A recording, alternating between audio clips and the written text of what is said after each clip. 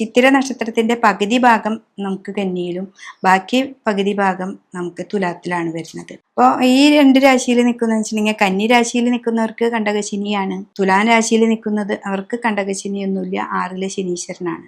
അപ്പൊ 6ലെ ശനീശ്വരൻ ഏറ്റവും നല്ല ഭാവമാണ്. എന്ത് ധൈര്യം തരും നമുക്ക്, എന്ത് വേണമെങ്കിൽ ആവട്ടെ മുന്നോട്ട് പോവാം എന്നൊക്കെയുള്ളൊരു ധൈര്യം തരും. ഈ കന്നി രാശിയിൽ നിൽക്കുന്നവർക്കാണെങ്കിൽ 7ലാണ് തടസ്സങ്ങളാണ് സൃഷ്ടിക്കുക. അപ്പൊ ഈ 2 ഭാവത്തിൽ നിൽക്കുന്നവർക്ക് വ്യത്യസ്തമായ അനുഭവങ്ങൾ തന്നെയാണ് ഉണ്ടാവുക. അപ്പൊ ഇവിടെ 9ാം ഭാവത്തിലാണ് തുലാം രാശിക്കാർക്ക് വ്യാഴം വരുന്നത്. ഇത്ര നാൾ അവർക്ക് അഷ്ടമത്തിലായിരുന്നു. ഈ മെയ് മാസം 14ാം തീയതിയോട് കൂടി അവർക്ക് 9ലേക്ക് വരുന്നു, ഇവർക്ക് 10ലേക്ക് വരുന്നു. അപ്പോൾ വ്യാഴത്തിന് തന്നെ സർവ്വ ഈശ്വരകാരകത്വം ഉണ്ട്, നല്ലപോലെ പ്രാർത്ഥിക്കുക. ശനിയാണെങ്കിൽ ഈ തുലാം രാശിക്കാർക്ക് 6ലെ ശനി ഏറ്റവും നല്ല രാശിയാണ്. കാര്യങ്ങളൊക്കെ തടസ്സങ്ങളില്ലാതെ മുന്നോട്ട് പോകാനൊക്കെ ആയിട്ട് നമുക്ക് സാധിക്കും. അത് നന്നായിട്ട് മുന്നോട്ട് പോവാ.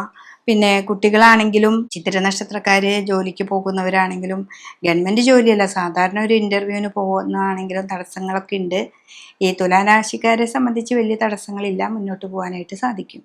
അപ്പോൾ ഗണപതിക്കാണ് നമ്മളിവിടെ കൂടുതൽ കർഗമാല കൊടുക്കുക, അട ഒറ്റപ്പം നിവേദ്യം കൊടുക്കുക, ദേവീക്ഷേത്രത്തിൽ പോയിട്ട് പറ്റത്തക്ക വഴിപാട് ചെയ്യാം, ശിവനെ നന്നായിട്ട് പ്രാർത്ഥിക്കുക. ഇതൊക്കെ ചെയ്തു കഴിഞ്ഞാൽ കന്നിയിലിരിക്കുന്ന ഈ നക്ഷത്രക്കാർക്കും അത്ത നക്ഷത്രക്കാരും തുലാത്തിലിരിക്കുന്ന ചിത്തിര നക്ഷത്രക്കാർക്കും തമ്മിൽ നന്നായിട്ട് പോകാനായിട്ട് സാധിക്കും.